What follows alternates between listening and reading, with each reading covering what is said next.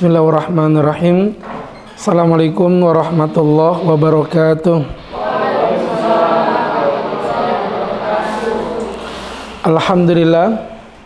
Alhamdulillahilladzi ghamara safwata ibadih bila ta'ifi taksisin taulan wa amtinana wa allafa baina qulubina fa asbahna bi ni'matihi ikhwana wa naza'al ghilla min sudurina fadilna fid dunya asdiqa'a wa ikhwana wa fil akhirati rufaqa'a wa khillana. Allahumma salli wa sallim wa barik ala rasulillah sayyidina wa maulana wa habibina Muhammadin wa ala alihi wa sahbihi wa man tabi'ahum bi ihsanin qaulan wa fi'lan wa adlan ila yaumil qiyamah. Amma ba'du, fa ya ayyuhal hadirun wal mustami'un al kiram, jamaah majelis ilmu kajian Syahdinalain yang berbahagia, yang dirahmati Allah Subhanahu wa taala. Alhamdulillah, ada sebuah hadis yang diriwayatkan oleh Nabi Muhammad sallallahu alaihi wasallam kepada kita. Ya, hadis ini sesungguhnya akan membuat laki-laki merasa iri ya kepada para wanita, karena hadis ini sebenarnya lebih mengunggulkan wanita. Artinya begini, orang masuk surga itu ada beberapa gaya ya. Ada yang masuk surga itu dengan gaya yang paling mudah, ada melalui sebuah perjuangan yang luar biasa. Jadi ibaratnya ini alam dunia. Ini kemudian di sini ada alam surga, neraka ada di tengah-tengah ya.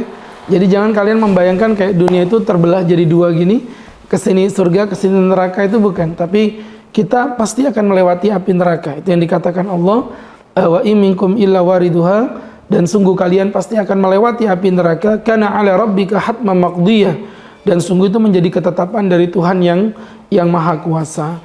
Jadi artinya melewati neraka itu pasti, masuk jangan ya. Melewati neraka, sekali lagi saya ulangin, itu pasti, masuk jangan.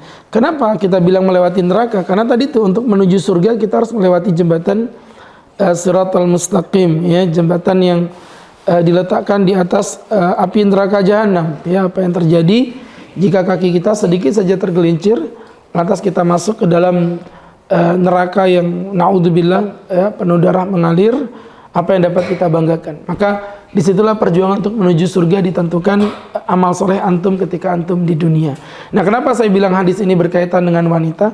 Karena ternyata ada hadis yang ngomongin tentang wanita itu, cara masuk surga versi wanita. Ya, jadi mohon maaf, laki-laki nggak masuk dalam hadis ini, tapi kan kalian punya istri, dan istri kalian kan wanita juga.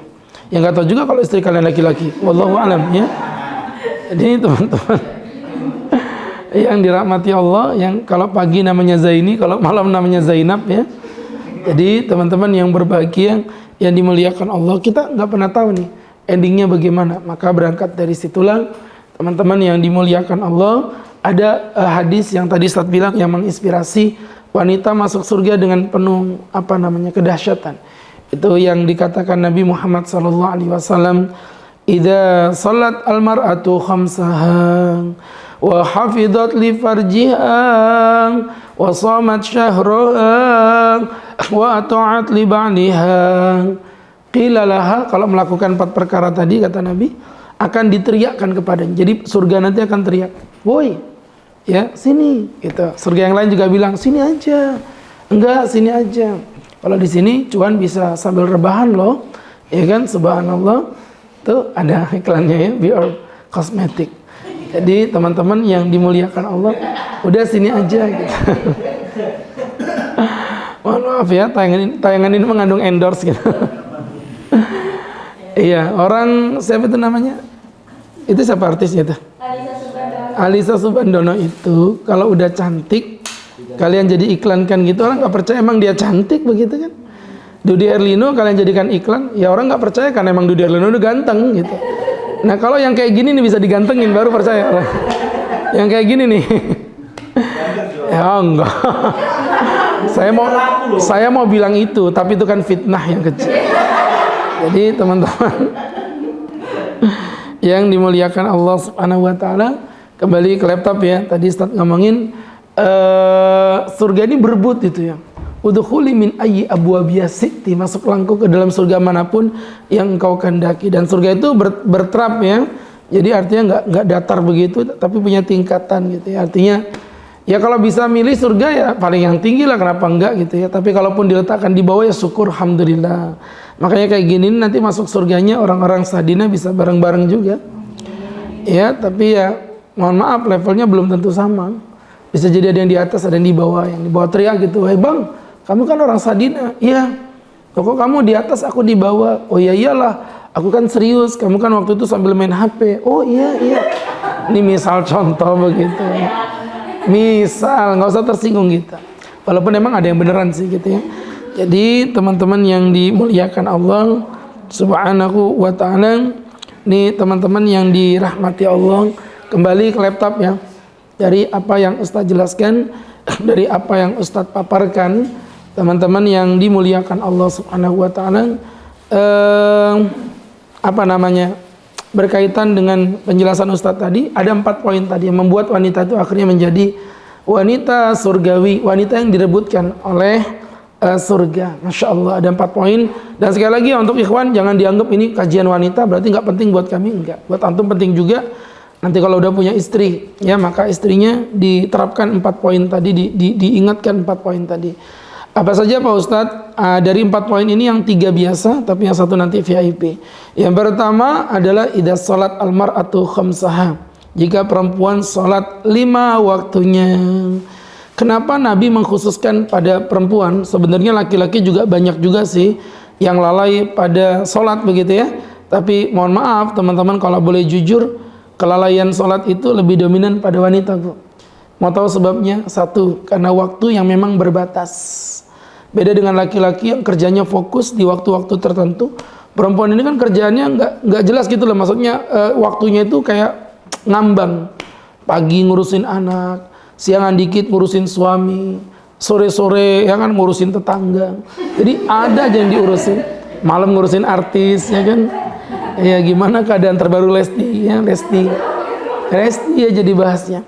Jadi teman-teman yang dimuliakan Allah Subhanahu wa ta'ala, jadi perempuan ini urusannya ngelambiar gitu. Nah itu yang membuat kadang-kadang jadi berat. Poin kedua, perempuan merasa nggak ada kewajiban ke masjid.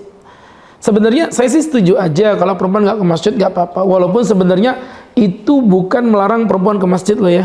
Ini saya lurusin karena banyak orang tuh mengatakan, perempuan tuh di rumah aja lebih aman dari fitnah dan syahwat. Saya tuh senyum gitu. Kenapa? Waktu dia ngomong gitu dia nggak ke masjid, tapi dia ke mall sendirian. Coba bayangin, padahal fitnahnya mall dengan fitnahnya masjid kan teman-teman tahu lah lebih gede mana. Jadi artinya lucu aja gitu. Ketika dia berangkat dari rumah ke Sahdina sendirian bisa, tapi ke masjid bilangnya menimbulkan fitnah. Fitnah gundul mus itu ya. Males, iya males, dan itu dijadikan kesempatan gitu. Makanya Bunda Aisyah walaupun perempuan sholat ke masjid kan, subuh sholat ke masjid. Yang penting suami ngizinin dan aman dari fitnah kan begitu. Artinya tempatnya itu aman begitu ya. Jadi teman-teman yang berbahagia yang dimuliakan Allah, itu tadi mengenai poin yang kedua, kenapa perempuan jadi agak sholatnya jadi agak longgar gitu ya. Dan yang ketiga teman-teman, Ustadz melurusin, perempuan banyak yang menunda-nunda waktunya. Gini Ustadz kasih tahu, berkaitan dengan uzurnya tadi, perempuan hanya berkaitan tentang meninggalkan sholat di awal waktu. Meninggalkan sholat ke masjid, sholat berjamaahnya, bukan meninggalkan sholat di awal waktu. Kebanyakan perempuan tuh gitu, entar dulu lah, Mbak nggak sholat Mbak, entar. Mbak nggak sholat kan Mbak, entar. Lama-lama ikut gerakan sesat, namanya gapatar, gerakan apa-apa entar. Ya, jadi ya teman-teman yang berbahagia itu namanya gapatar ya. Nah sehingga ini jadi pelajaran untuk perempuan, sholat 5 waktunya dijaga. Dan sekali lagi Ustaz ulangin, uzurnya hanya meninggalkan sholat berjamaah di masjid. Tapi berjamaah di rumah di awal waktu itu tetap bagian dari syariat seorang wanita. Jadi jangan nanti meremehkan hal yang sedemikian ya. Teman-teman yang dimuliakan, kalau laki-laki memang ke masjid, karena laki-laki yang rajin sholat di rumah itu berarti laki-laki yang solihah ya. Betul ya, laki-laki yang solihah ya. Jadi yang pertama, perempuan dijaga sholatnya. Untuk sholat sunnah nggak usah banyak-banyak Mbak. Kalau Ustadz pesan sih, yang penting tahajud sama duha plus dengan rawatib ya, karena rawatib itu yang menyempurnakan sholat fardu kita. Jadi rawatib minimal yang muakkadah 2 rakaat sebelum subuh, 2 rakaat sebelum duhur, 2 rakaat sesudah duhur, 2 rakaat sesudah maghrib, 2 rakaat sesudah isya. Ini yang 5 ini jangan ditinggalin. Ya, 2 rakaat sebelum subuh, terus 2 rakaat sebelum duhur, 2 rakaat sesudah duhur, sesudah asar nggak ada, 2 rakaat sesudah maghrib, 2 rakaat sesudah isya. Ini satu nih, kalau ini menyempurnakan sholat fardu kita. Nah nilai plus sunnahnya ada di 2 tadi, tahajud sama duha. Nanti ini bisa dibahas sendiri ya, karena temanya panjang. Jadi tahajud 2 jangan ditinggalin. Malam tahajud, paginya duha. Ini malam bangun jam 3 bukannya tahajud, yang ada inya malah takajud. Ya? Tahu takajud kada? Ya, jadi teman-teman yang berbahagia, kayak apa kada takajud? Melihat suaminya kada ada di sampingnya jar. Ternyata suaminya lagi di rumah janda sebelah. Maksudnya nolongin jandanya lagi sakit, dibawa ke rumah sakit gitu loh. Orang kok pikiranmu tuh lo kotor ya. Baiklah, jadi teman-teman yang dirahmati Allah Subhanahu wa ta'ala, itu tadi poinnya. Sahabat-sahabatku yang dimuliakan Allah Subhanahu wa ta'ala, nanti salat tahajud 2. Insyaallah Ustaz nggak janji, tapi kalau kita panjang umur nanti kapan-kapan kita bahas 2 salat spesial ini secara khusus ya. Baik, ini tadi teman-teman salatnya dijaga ya, dan laki-laki tetap jaga. Cuman maksudnya Nabi itu secara psikis salatnya perempuan itu lebih susah dibandingkan salatnya laki-laki. Allahu Akbar, coba anaknya nangis, mana dia mikir, laki-laki santai aja, tetap khusyuk. Tapi kalau perempuan salat Allahu Akbar, gelodak, kelontang, pasti udah pengen ngelirik aja dia. Ternyata suami yang jatuh, biarin aja. Ya Allah ya, kalau suami itu bisa nggak fokus sholat kalau HP-nya dipegang istri. Alhamdulillahirabbil alamin, Ar-Rahmanir Rahim. Sudah kuhapus belum tadi WA terakhir tadi. Jadi teman-teman yang berbahagia, yang dimuliakan Allah Subhanahu wa ta'ala, itu tadi poin yang pertama. Yang kedua adalah wasomat syahroha, berpuasa 1 bulan namanya. Tentu minus datang bulan nggak dihitung, tapi nanti kan bisa diqadha ya. Kalau sholat nggak usah diqadha, perempuan haid itu kalau sholat nggak diqadha, tapi kalau puasa tetap diqadha ya. Dan qadhanya juga nggak wajib nempel, bisa dia modelnya boleh dipecah-pecah, tapi ya kaidahnya ikan sepat, ikan gabus, makin cepat makin bagus begitu ya. Ikan bandeng, ikan gabus yang paling ganteng Ustadz. Baik, terima kasih teman-teman yang dirahmati. Jadi teman-teman yang dimuliakan Allah Subhanahu wa ta'ala, itu tadi ya berkaitan dengan penjelasan Ustadz. Kenapa mbaknya mau muntah-muntahin aja ya? Nggak apa-apa, jangan ditahan-tahan gitu ya. Kalau muntah-muntahin aja biar lega sekalian, puas ya, puas. Jadi puasanya dijaga 30 hari minus datang bulan. Pak Ustadz, kalau perempuannya iseng nih pakai obat penahan haid misalnya begitu, biar puasanya perfect, saya not recommended gitu ya. Saya nggak merekomendasikan itu. Kenapa? Begini teman-teman ya, Bunda Aisyah itu wanita surga, beliau aja haid gitu lah. Maksudnya nggak usah berlebihan, biasa aja gitu loh. Ngapain sih ibadah sampai segitu-gitunya? Itu mungkin cocok kalau orang berangkat umroh, nggak apa-apa. Karena kalau umroh itu kan kita punya waktu yang berbatas 10 hari. Kalau haid 7 hari, berarti kan artinya sebelum dia menuntaskan haid mungkin udah keburu pulang, kasihan nggak bisa ibadah, itu lain masalah. Tapi kalau cuman puasa, menurut Ustadz sih santai aja. Tapi kan kami juga pingin sholat tarawih, qiyamul lail, bla bla bla. Ya Anda bangun aja jam 1 malam, lagi haid nih, ambil mukena, nggak usah wudhu, duduk aja, kemudian baca hadis, istighfar, banyak-banyakin sholawat, banyak-banyakin doa. Why not? Kenapa enggak? Ya kan? Sehingga berangkat dari situ, sahabat-sahabatku yang berbahagia, puasanya perempuan itu nggak usah dimodifikasi begitu. Artinya nggak usah berlebihan melampaui batas. Nah, Bunda Aisyah wanita surga aja nggak gitu-gitu amat, ya kan? Amat aja nggak gitu-gitu, ya. Jadi teman-teman yang dimuliakan Allah Subhanahu wa ta'ala, itu yang kedua. Jadi puasanya dijaga. Untuk tambahan puasa sunnah mungkin bisalah ditambah-tambahin dengan puasa Ayyamul Bid, ya. Kalau mau naik lagi level derajatnya, puasa Senin Kemis. Kalau mau naik lagi derajatnya, maka puasa namanya puasa Daud. Ya, puasa enggak, puasa enggak, puasa enggak. Sama kayak teman-teman di Sadina juga melakukan puasa Daud kan ya. Enggak, puasa, enggak, puasa, enggak, puasa. Ya emang enggak puasa tiap hari, enggak puasa, enggak.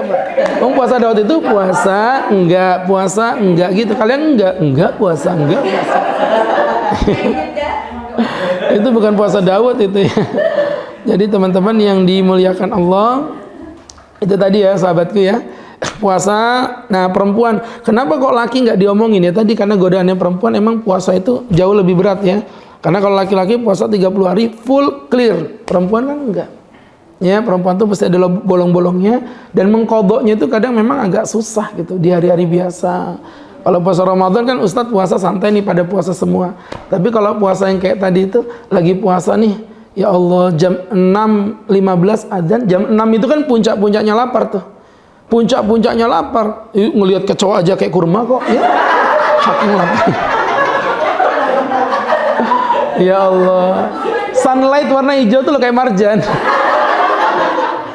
Saking laparnya. Gitu tuh ngeliatin anaknya ada yang makan bakso, ya. Ada, tahu sendiri kan bakso itu kan makanan biasa ya.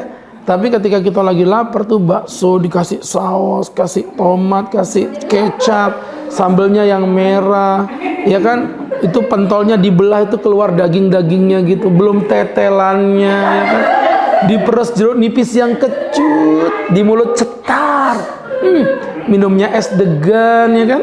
Makannya di pinggir pantai, kena tsunami meninggal dunia. Ya.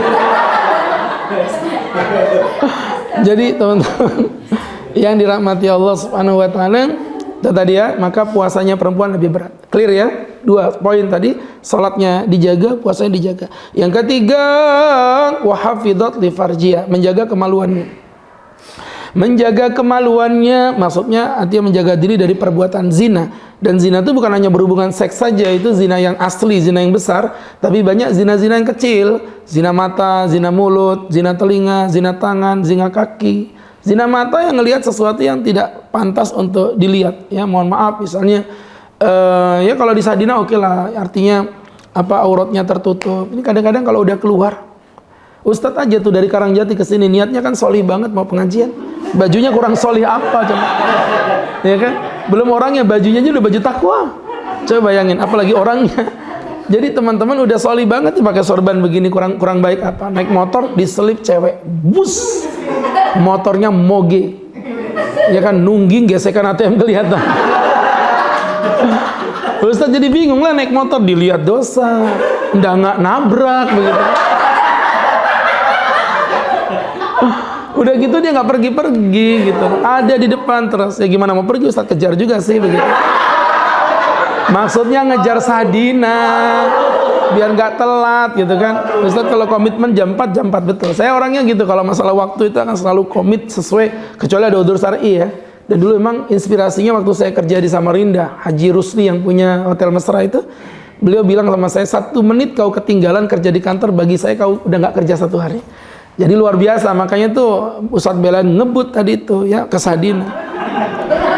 Ya ketepatan. Karena, iya, maksudnya kan ngejar pahala ambil ngejar dosa sekalian.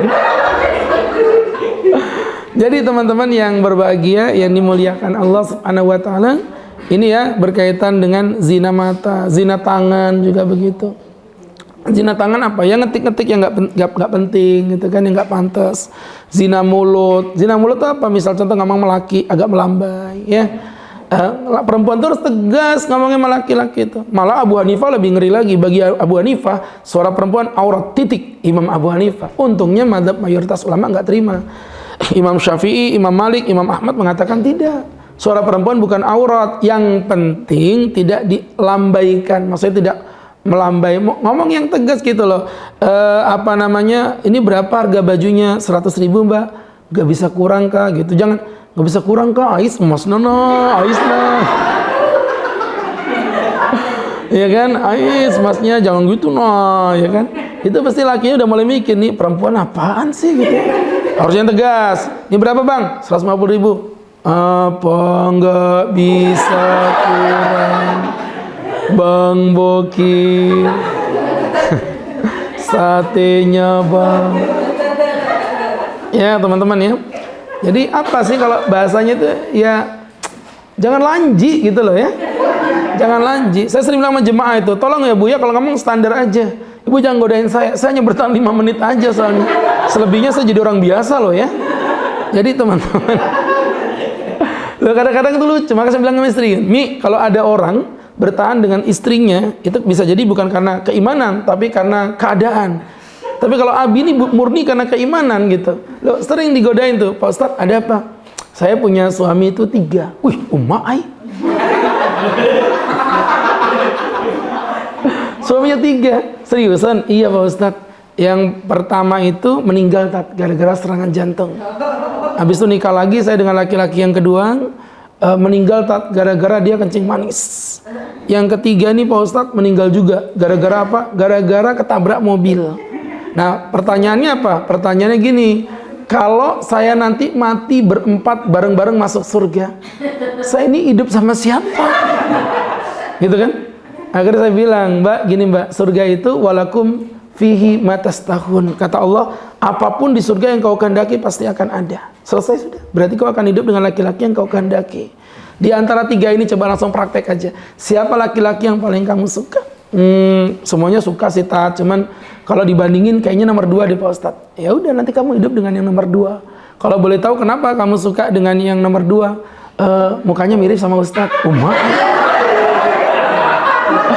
Saya nggak mau serangan jantung. Jadi teman-teman, mukanya mirip sama serangan fajar memang itu, ya. Jadi teman-teman yang berbahagia, yang dimuliakan Allah Subhanahu wa taala. Ya, jadi artinya kalau kita pelajari perempuan itu harus jaga harga diri. Menutup aurat itu bentuk kewajiban. Ini kayak begini nutup aurat. Bagus karena di kantor. Di rumah wallahu a'lam bishawab. Saya nggak nuduh sih, teman-teman, saya nggak yakin gitu. Pasti ada 1-2 ini. Ya teman-teman ya, kadang-kadang gini, kadang-kadang ada tempat di mana kita pasti buka aurat, ada, yaitu di dalam rumah gitu kan. Ada tempat di mana kalian pasti nutup aurat, itu di luar rumah, jelas itu clear itu. Yang paling susah itu di perbatasan negara, di depan pintu, nongkrong sambil jemur baju, pakai daster, ada lele Salome lewat, langsung nggak banyak ngomong, lele, apa ini? Apa ini? Anduk. Betul? Kadang pakai baju you can see, keteknya kelihatan. Nonton TV, ada lele bakso andalannya keluar, mau keluar, astagfirullah, nanti dimarahin Pak Ustadz. Aku nggak mau. Ambil jilbab yang panjang kayak Mbak itu, set, berubah, lele.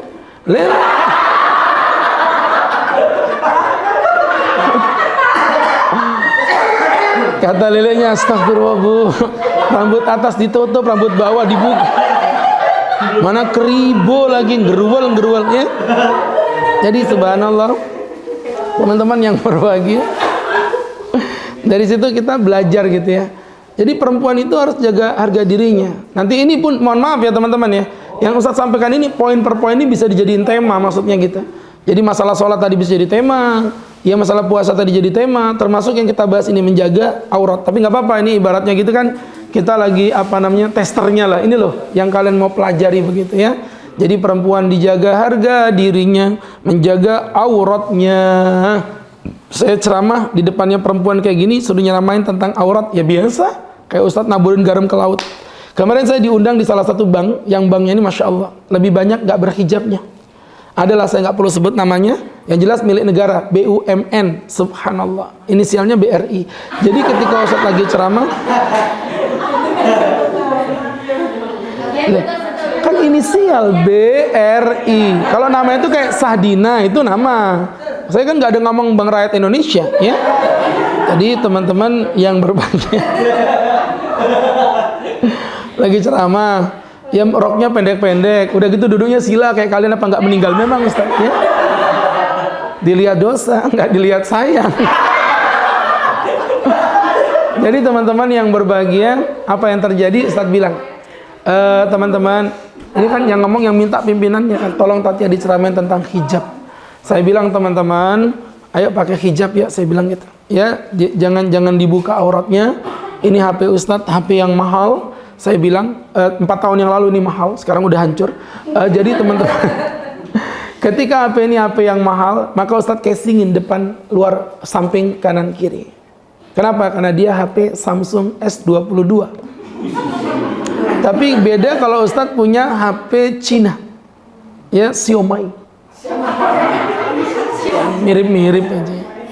HP Xiaomi itu harganya 1 jutaan, itu nggak pakai casing. Mau diinjek, mau dilempar nggak apa-apa. Kenapa? Saya bilang, dengerin.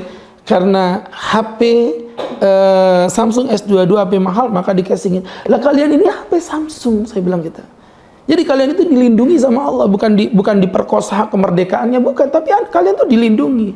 Nah laki-laki ini HP Cina. Tapi tenang mas, walaupun kita HP Cina, kita bisa beli 4 HP Samsung. Jadi tuh, maksudnya beli 4 HP Samsung betulan ya.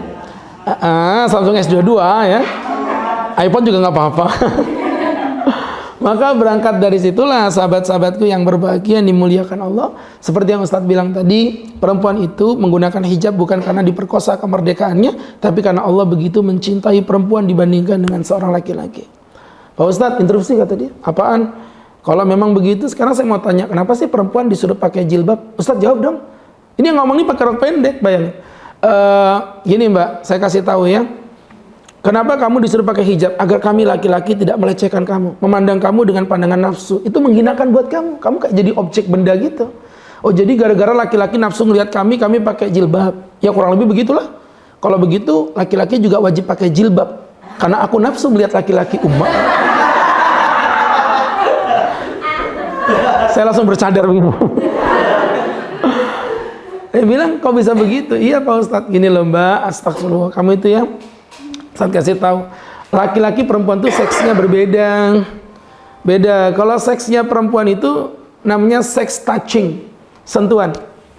Walaupun Anda melihat laki-laki lepas baju, asal nggak ada sentuhan, Anda aman. Tapi laki-laki itu seksnya bukan sex touching, dia seks Bluetooth.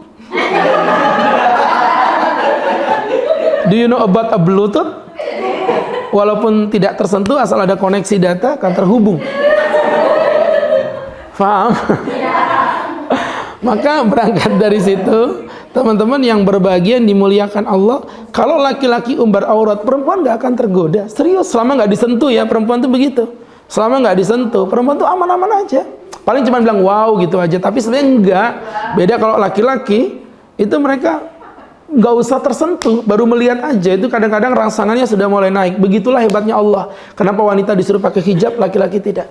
Ya, begitu teman-teman yang dimuliakan Allah. Kemudian yang keempat atau yang terakhir mengenai tentang konsep wanita surgawi adalah wanita yang menaati daripada perintah suaminya. Tadi dikatakan begitu ya. Nah, Ustadz bilang tadi 3 item pertama itu yang standar, yang satu ada VIP. Kenapa Ustadz bilang 3 ini standar? Karena yang 3 ini juga bisa dilakukan laki-laki. Yang pertama apa tadi? Sholat. Laki-laki juga bisa sholat. Yang kedua? Puasa. Laki-laki juga puasa. Yang ketiga? Menjaga aurat. Laki-laki juga punya aurat loh. Hati-hati loh ya. Laki-laki itu pusar sampai lutut. Jadi jangan mentang-mentang laki-laki gitu main futsal pakai celana pendek, pahanya kebuka. Aurat. Ya tapi masa saya mandang pahanya laki-laki aurat-aurat, tapi aku nggak nafsu tat. Lah justru itu kasihan, udah menjijikkan, nggak nafsu, dosa. Kasihan gitu. Loh, kasarannya gini ya, saya ngelihat pahanya perempuan dosa tetap dosa, tapi kan ada kenikmatan tuh berimbang gitu loh. Ini udah menjijikkan penuh bulu begitu, pakai dosa.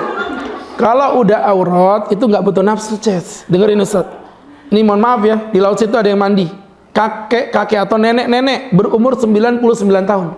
Telanjang bulat, jujur, nafsu nggak? Kok mikir kalian? Astagfirullahaladzim. Nenek bro.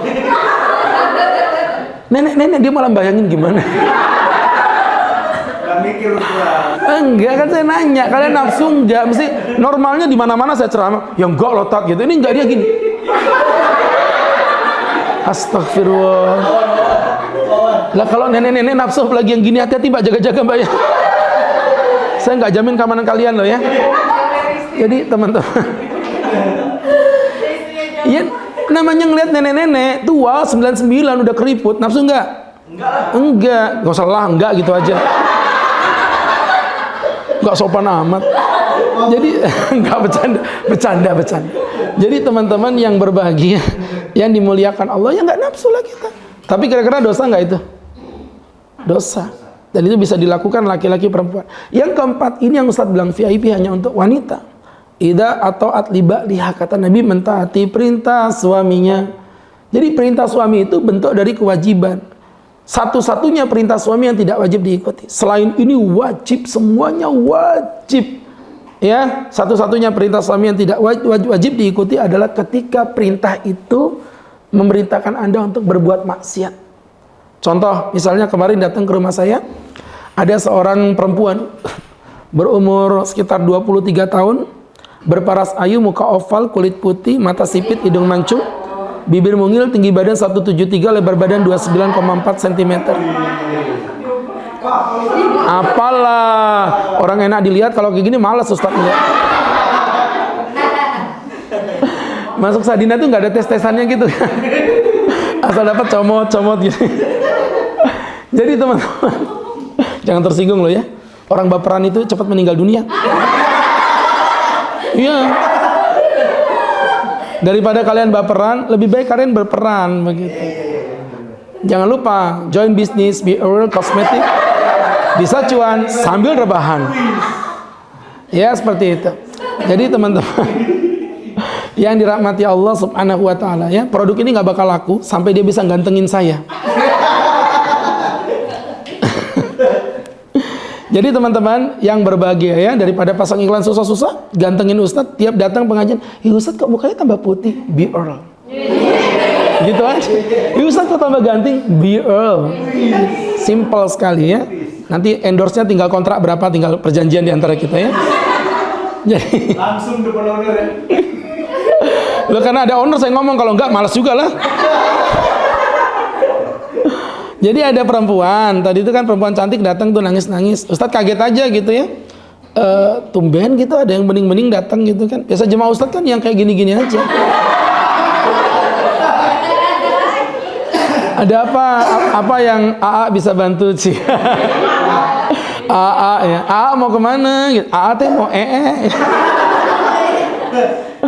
Jadi teman-teman, akhirnya Ustadz tanyain, Pak Ustadz saya sedih Pak Ustadz, kenapa? Saya mau cerai. Astagfirullah Mbak, masih muda kok cerai? Iya Pak Ustadz, suami saya minta saya untuk lepas hijab. Bentar dulu, kamu dulu waktu nikah pakai hijab enggak? Pakai Pak Ustadz. Ya udah, kenapa sekarang minta lepas hijab? Suami saya diuji sama Allah dengan kekayaan. Dulu dia ketika masih staff, saya dibiarkan pakai hijab. Sekarang dia udah jadi manajer. Sekarang saya malah dilarang karena ibu-ibu manajer kalau ketemu kan Ustadz tahulah emak-emak begitu, rambutnya pirang-pirang, ndak karuan. Saya pakai hijab sendiri, saya dibilang norak kampungan. Ya terus kamu jangan nurut, kamu tetap stay pada iman kamu. Tapi saya dibilang wanita durhaka Pak Ustadz, biarin. Saya diancam bercerai Pak Ustadz, ndak urus. Kalau saya dicerai saya sebatang kara. Kamu ingat ya, kamu nikah karena siapa? Karena Allah. Berceraimu karena Allah. Keren, Allah akan gantikan dengan yang lebih baik. Kalau nggak ada, aku yang nikahin kamu. Sebagai laki-laki yang bertanggung jawab. Loh, kalau istri saya malah mendukung, Anda mesti nggak kepikiran kan? Istri itu malah nyuruh, Abi kalau mau nikah lagi silakan. Umi sudah siap, demi Allah Mi, demi Allah. Siap apa Mi? Siap perang. Gitu.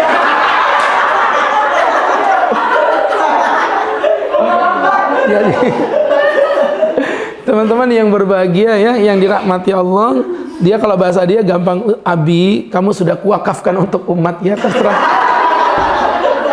Jasadmu sudah kuwakafkan untuk ibu-ibu kajian ya, kecuali satu yang masih aku pegang, hatimu.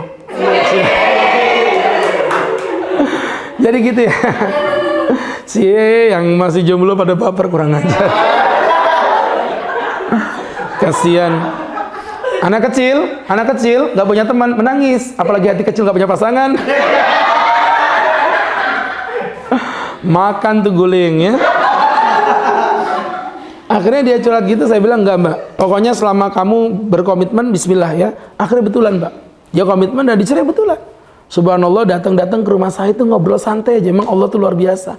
Kok yang dilala datang orang ex-PHM itu ke rumah saya? Iya kan? Seorang duda yang masih umur 35 atau 40 begitu. Ketemu, saya bilang, kamu duda? Iya Pak Ustadz. Kamu janda? Iya Pak Ustadz. duda, janda. Janda, duda.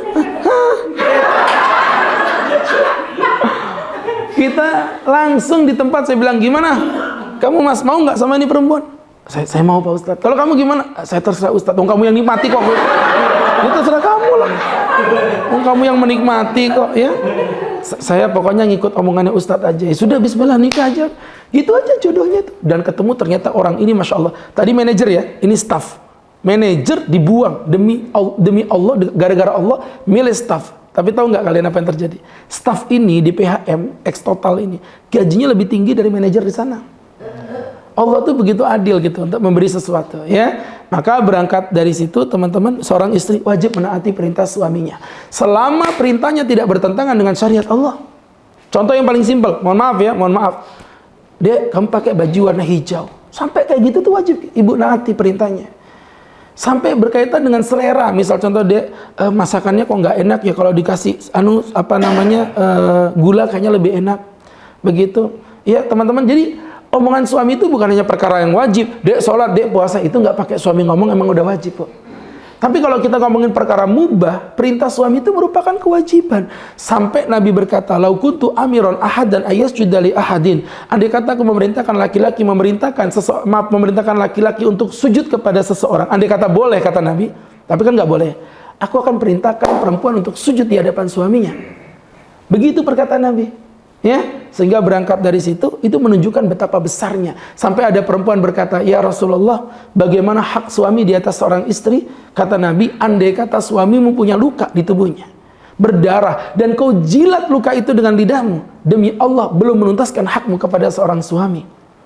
Makanya ini menjadi pembelajaran untuk kita bersama. Ini mbak-mbaknya ngapain kau tegang? Kalian kan belum punya suami. Belum punya suami kau tegang nih.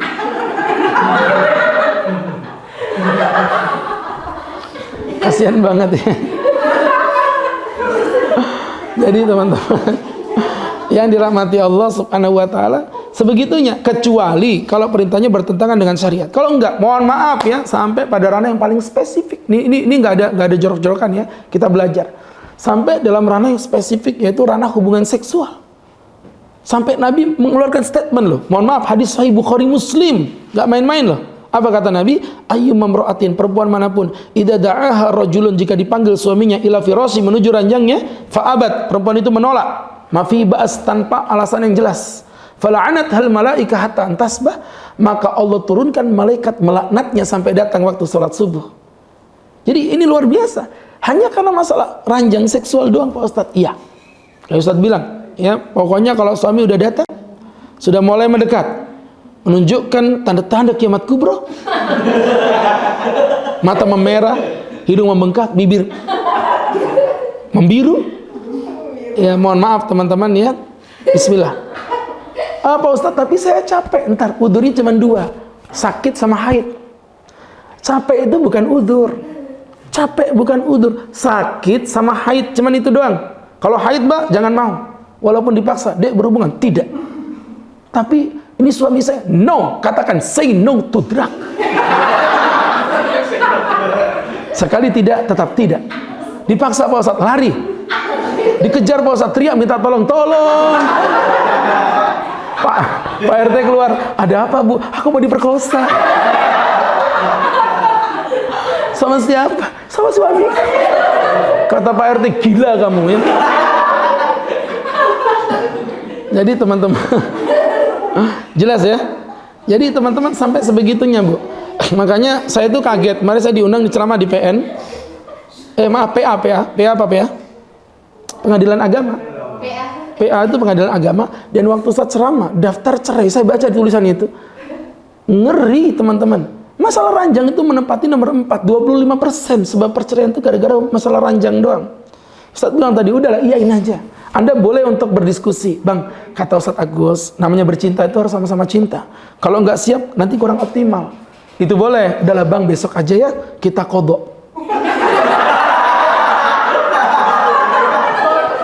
Emang boleh dikodok? Boleh, jangankan kodok, jamak kosor juga boleh. Nggak masalah. Ya? Pegang omongan Ustadz Bu, demi Allah, pegang omongan Ustadz. Lebih baik tumpah di rumah daripada tercecer di rumah janda sebelah. Iyain aja. Udah Ustaz bilang tadi, seksnya beda. Perempuan tuh mungkin berpikir, apaan sih orang cuman ginian aja, cuma nggak penting banget gitu. Menurut kalian nggak penting, karena kalian selama belum di touch, kalian nggak kenapa-napa. Tapi laki-laki tuh beda. Ya, perjalanan itu dari Bandung ketemu pramugari-pramugari. Ya tahu sendiri lah ya kan? Ya kan? Itu akan menjadi kenapa? Cie yang nggak pernah keluar kota. Kasihan banget ya kan? Jadi seperti itu. Iya. Teman-teman yang berbahagia yang dimuliakan Allah Subhanahu wa taala, kesimpulannya menaati perintah suami adalah kewajiban. Ini poinnya. Nanti kalau mau dikembangin, woi macam-macam itu. Sampai nanti berkembang kemana-mana, panjang lebar pembahasannya. Tapi untuk poin simpelnya, di poin itu tadi yang saya sampaikan, taati perintah suami, apapun perintahnya, selama tidak bertentangan syariat Allah, walaupun perkara mubah, ikutin sebagai bentuk pengabdian kita kepada Allah.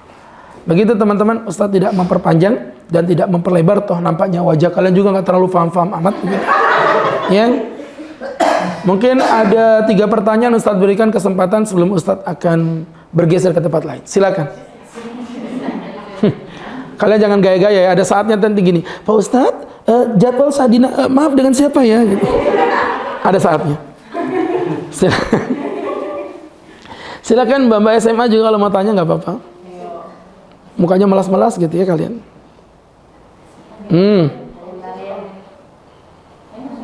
Silakan. 5.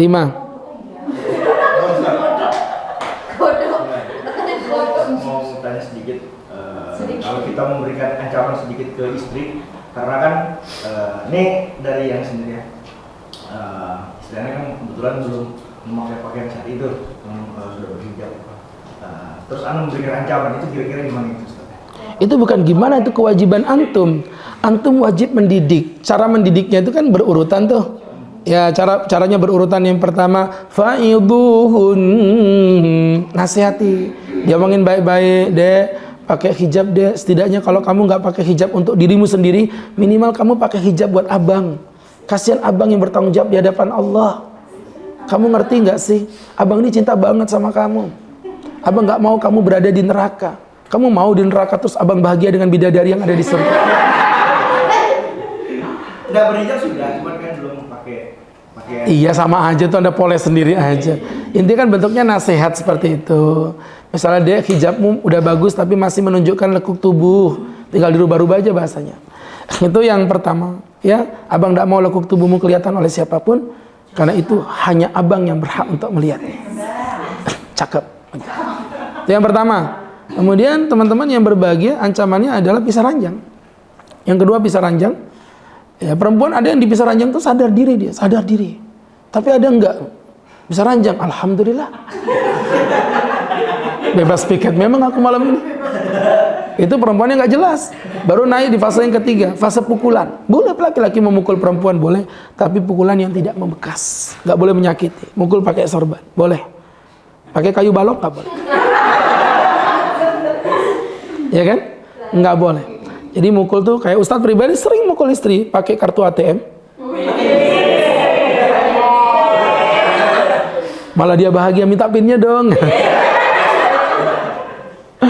Ya Allah, ya saya bilang sama istri Abi, pokoknya Abi itu niatnya bagian kamu. Kok kamu ngerasa kamu nggak bahagia, berarti ada ketidakmampuan saya untuk memberikan yang kamu harapkan itu. Ya baju-baju kan Ustadz belikan apapun, yang penting nggak melanggar syariat. Cuman ya mereknya ya kamu jangan samain sama yang ownersnya Sadina, itu kan orang kaya itu.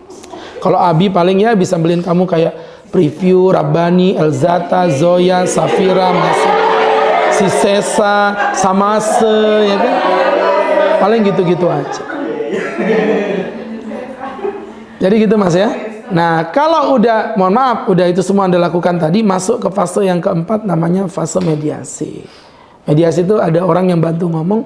Kalau udah fase keempat lewat, yang kelima mau tidak mau cerai sebagai jalan yang terakhir. Walaupun itu bukan harapan sama sekali. Ada yang lain? Silakan mau jawab.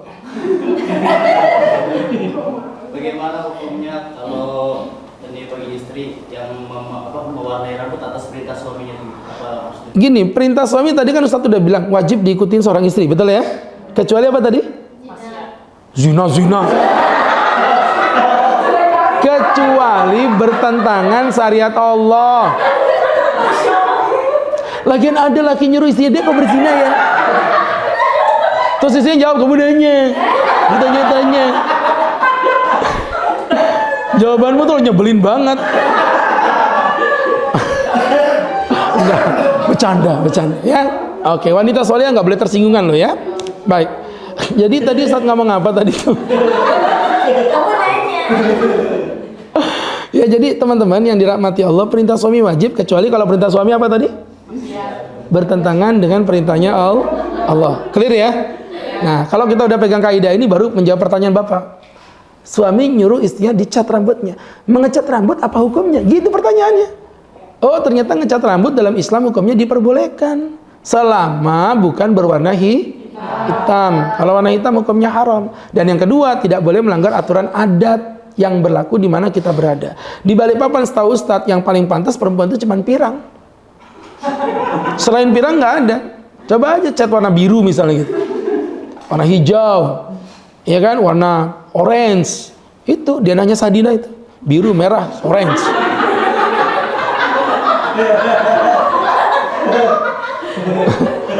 Iya kan? Jadi teman-teman yang berbahagia, yang dirahmati Allah Subhanahu wa taala, jadi kesimpulannya begitu. Jadi kalau suami, "Dek, cat rambutmu warna pirang." Enggak apa-apa. Boleh. Tapi kalau "Dek, cat rambutmu warna hitam." Enggak bisa, Bang. Nanti kamu nggak nampak cantik, nggak apa-apa, aku jelek di dunia, yang penting aku cantik kelak berada di surga. Kamu mau cantik nggak? Ya mau lah Bang. Gimana biasa cantik? Ya, Biol Bang, Biol kosmetik. Bisa cuan sambil rebahan. Iklan ini dipersembahkan.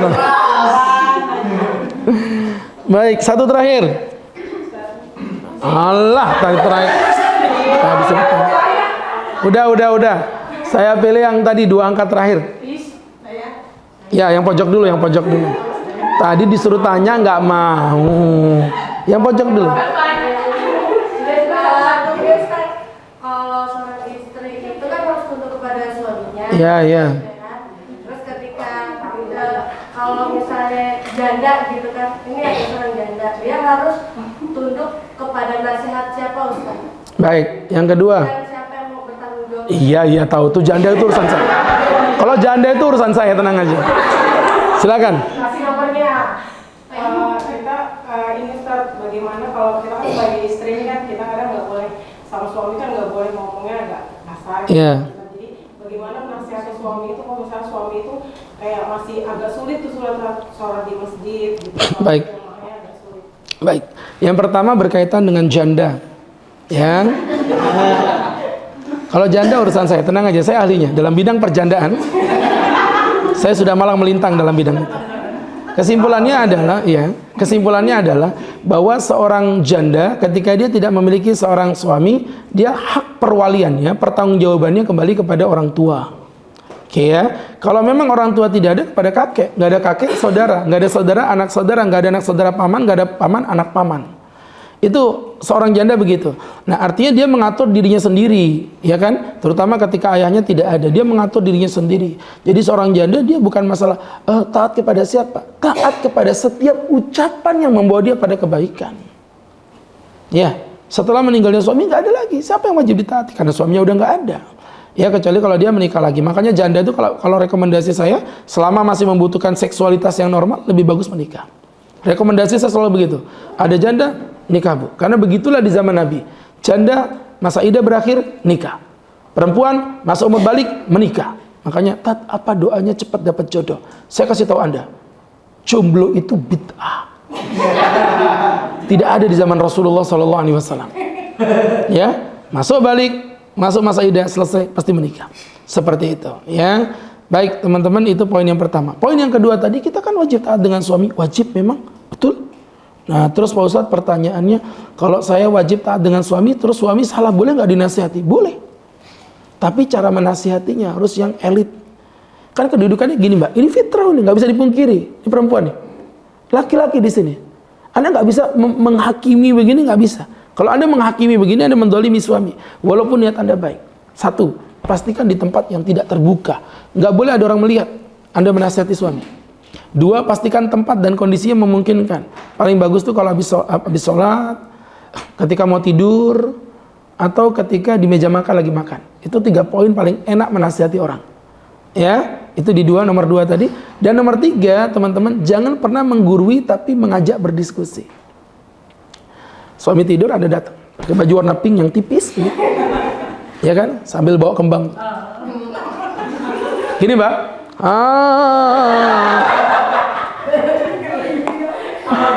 Ya. Kemudian pasang kipas agar kipas itu kena rambut Anda, tekip payung belakang. Pasti suaminya gini, kok kamu jadi lanji begini? Pijitin suami, ngomongin, Bang, katanya Pak Ustadz Agus tadi ceramah di Sadina, orang tuh kalau hatinya lagi galau suruh sholat berjamaah ke masjid, Bang. Aku mau ke masjid sholat tapi aku nggak enak, Bang. Aku pengennya dimakmumin sama kamu aja. Oh, tuh kan ada imam. Kamu, Bang, ya besok bagus sholat subuh sama aku, Bang, ya. Karena bagi aku kamu itu imam dalam hidup dan mati.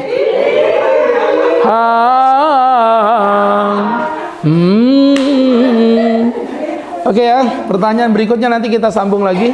Kalau teman-teman banyak pertanyaan ini, 2 minggu ke depan kita buka sesi tanya jawab aja. Nggak ada ceramahnya. Serius.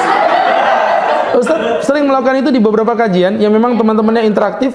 Ayo nih Ustaz tantang, Ustaz challenge kalian. Siapin pertanyaannya, 1 kajian full nggak ada temanya, langsung judulnya adalah apa namanya? Tanya jawab bersama Be All Cosmetic. Ya. Q&A ya, Q&A. Seperti itu ya, Q&A. Baik teman-teman, insyaallah kita jumpa lagi nanti di kajian berikutnya. Barakallahu fiik. Dan kita tutup dengan membaca doa. Amin Allahumma amin. Alhamdulillah rabbil alamin. Salatu wassalamu ala sayyidil mursalin wa ala alihi wa sahbihi ajma'in. Inna nas'aluka salamatan fid din wa afiatan fil jasad wa ziyadatan fil ilmi wa barakatan fil rizqi wa taubatan qablal maut wa rahmatan indal maut wa maghfiratan ba'dal maut. Hawin alaina fi sakaratil maut wal afwa indal hisab wa najata minan nar. Rabbana atina fid dunya hasanah wa fil akhirati hasanah wa qina adzabannar. Rabbana innaka qulta fi kitabikal karim ud'uni astajib lakum.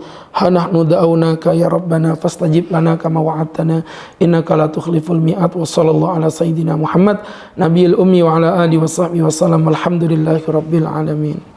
Sukses selalu untuk kita, sukses selalu untuk keluarga kita, sukses selalu untuk perusahaan Sadina. Barakallah. Billahi taufik wal hidayah. Assalamualaikum warahmatullahi wabarakatuh.